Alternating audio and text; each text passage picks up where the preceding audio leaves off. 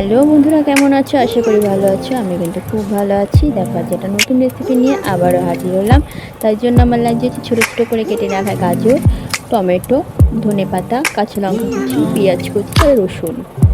দেখো এগুলো আমি একটু তেলে গরম করে ভালো করে হালকা করে ভেজে নিতে হবে। তাই জন্য আমি এখানে দিয়ে দিচ্ছি একটুখানি হলুদ, যাতে কালারটা আসে। খুব একটা বেশি না দিলেও চলবে। এই দেখো আমি হালকা করে ভেজে আমি এটা তুলে নিলাম। আর ততক্ষণে আমি একটা আলু ছোট ছোট করে কেটে আমি সিদ্ধ করতে দিয়ে দিয়েছিলাম। এরপর আমি নিয়ে নিলাম কিছুটা ময়দা, তার মধ্যে দিলাম আমার আন্দাজ মতো নুন, হালকা চিনি।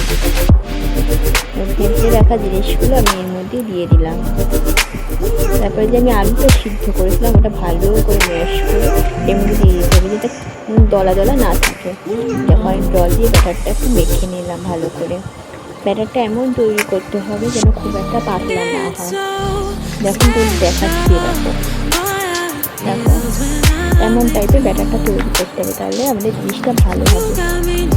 তারপর আমি তেল গরম করে এর মধ্যে হালকা করে ব্যাটারটা দিয়ে দিচ্ছি। দেখো আমি এটা পাতলা হলে কিন্তু জিনিসটা ছড়িয়ে যেত। আমি যেহেতু মোটা করে রেখেছি, এটা কিন্তু আমাকে নিজেই গোল করে চারিদিকে করে দিতে হচ্ছে। এটাও এইভাবেই ব্যাটারটা করলে ভালো হবে। দেখো ভালো করে যেমন ধোসা বানাই সেইভাবে একটুখানি পাতলা করে দেবে চারিদিকে।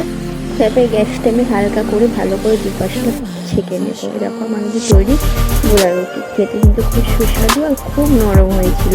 এটা যদি বাচ্চাদের একটু টমেটো সস দিয়ে দাও টিফিনে, ওরা কিন্তু তাহলে খুব আনন্দ সহকারে জিনিসটা খাবে। কেমন লাগলো লাইক কমেন্ট শেয়ার করে পাশে থেকে।